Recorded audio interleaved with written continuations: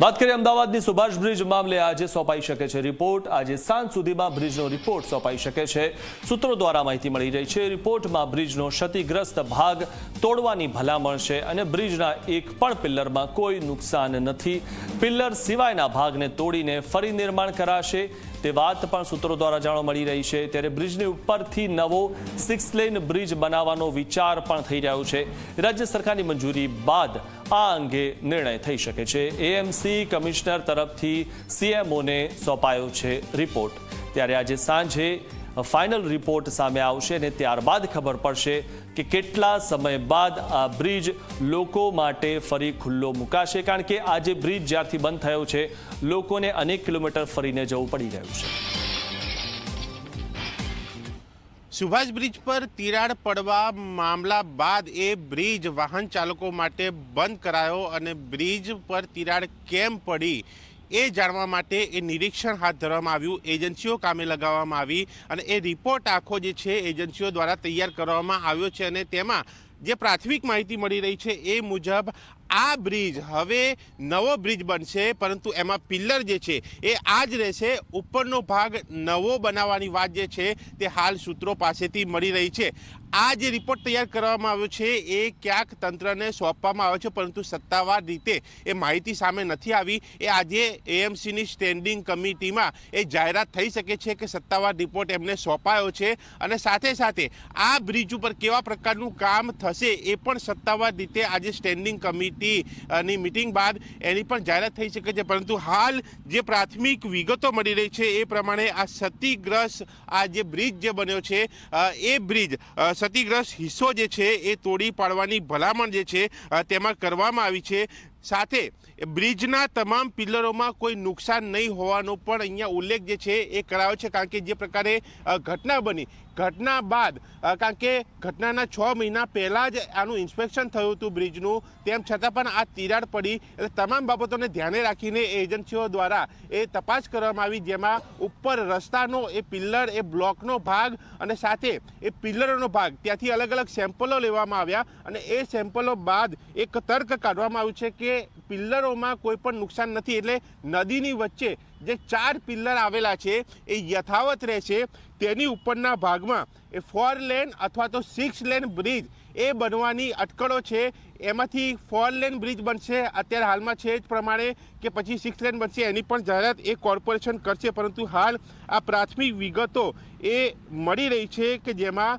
આ રિપોર્ટ જે છે તૈયાર કરવામાં આવશે અને રાજ્ય સરકારની મંજૂરી મળે એ બાદ સમગ્ર નિર્ણય જે છે એ લેવામાં આવશે અને એ બાદ અહીંયા કામગીરી શરૂ કરવામાં આવશે। એટલે કે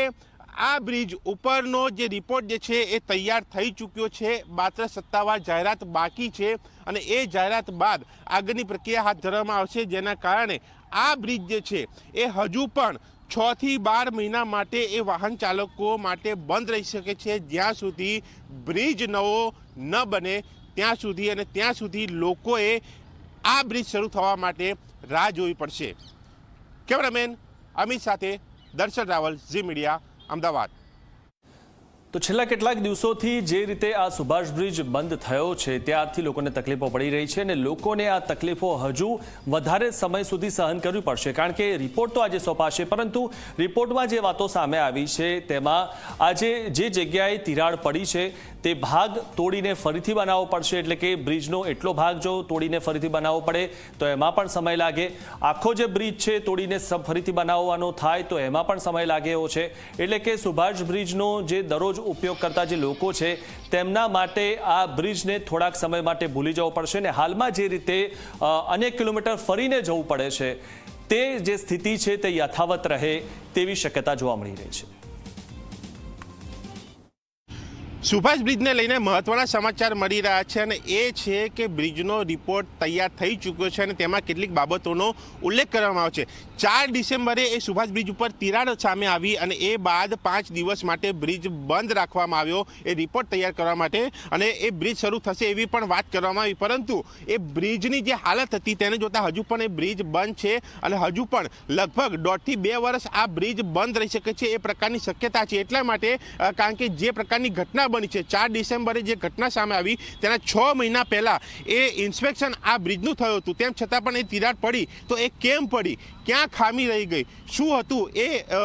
ભાગને ક્યાંક નુકસાન થયું છે કે બીજા ભાગને, એ તમામ બાબતોની ચકાસણી કરવામાં આવી, જેમાં પિલ્લરો જે છે એના સેમ્પલો લેવામાં આવ્યા, એ ઉપરના બ્લોકના સેમ્પલો લેવામાં આવ્યા અને એ સેમ્પલો બાદ એ સજેશનો એ એજન્સીઓ દ્વારા તંત્રને કરવામાં આવે છે રિપોર્ટમાં કે એમાં 3 પ્રકારના સજેશનો હાલ અપાયા છે કે આ ક્ષતિગ્રસ્ત ભાગ જે છે જ્યાં તિરાડ પડી છે એટલો જ ભાગ હટાવીને ત્યાં એટલો ભાગ નવો બનાવવામાં આવે, અથવા તો આખો બ્રિજ તોડીને એ નવો બ્રિજ બનાવવામાં આવે, અથવા તો આ જે રિપોર્ટ તૈયાર કરવામાં આવે છે, જે નિરીક્ષણ ઇન્સ્પેક્શન થયું, એ તપાસ થઈ, એમાં નદી ઉપરના જે પિલ્લરો જે છે એ 4 પિલ્લરોમાં કોઈ ક્ષતિ નથી, એટલે કે પિલ્લરો યથાવત રાખીને ઉપરનો પોર્શન નવો બનાવવામાં આવે. આ 3 સજેશન છે, કારણ કે આગામી સમય, આગામી ટ્રાફિક, વાહન વ્યવહાર, ઓલિમ્પિક ગેમ, કોમનવેલ્થ ગેમ, તમામ બાબતોને ધ્યાને રાખીને એ નિર્ણય કરવામાં આવશે અને તેની સત્તાવાર જાહેરાત અમદાવાદ મ્યુનિસિપલ કોર્પોરેશનની સ્ટેન્ડિંગ કમિટીની બેઠક બાદ થશે. એ રિપોર્ટ એમને સોંપાયો છે તેની, અને સાથે બ્રિજ કેવા પ્રકારનો બનાવો તેની, અને સાથે જ આ બ્રિજ 4 લેન હશે કે 6 લેન હશે તેની પણ જાહેરાત એમાં કરવામાં આવશે. આ તમામ બાબતોને લઈને એક રાજ્ય સરકારની મંજૂરીની એક રાહ જોવાઈ રહી છે. એ મંજૂરી મળ્યા બાદ એ કામગીરી અહીંયા શરૂ કરવામાં આવશે, પરંતુ એ કામ વચ્ચે ક્યાંક એક અડચણરૂપ એ બાબત રહેશે કે આ નદી વચ્ચે જ્યારે કામ કરવાનું આવશે ત્યારે એ ચોમાસા દરમિયાન એ પાણીનો પ્રવાહ જ્યારે આ નદીમાં રહેતો હોય છે, એની વચ્ચે કેવી રીતે કામ કરવું, એમાં ક્યાંક વિલંબ થાય. આ અલગ અલગ બાબતો છે અને તમામ બાબતોને ધ્યાને રાખીને એ એજન્સીઓ દ્વારા એ સજેશન કરીને આ રિપોર્ટ તૈયાર કરાયો છે અને એ રિપોર્ટ ક્યાંક સોંપાઈ ગયો છે, પરંતુ સત્તાવાર જાહેરાત હજુ સુધી નથી કરાઈ. એ આજે કરાશે અને એ બાદ આ કામ ક્યારે શરૂ થશે એ પણ જોવાનું રહેશે, કારણ કે એ કામ શરૂ થાય ત્યારે 1 થી 1.5 થી 2 વર્ષ સુધી લોકોએ આ બ્રિજ શરૂ થવાની રાહ જે છે એ જોવી પડશે. કેમેરામેન અમિત સાથે દર્શન રાવલ, ઝી મીડિયા, અમદાવાદ.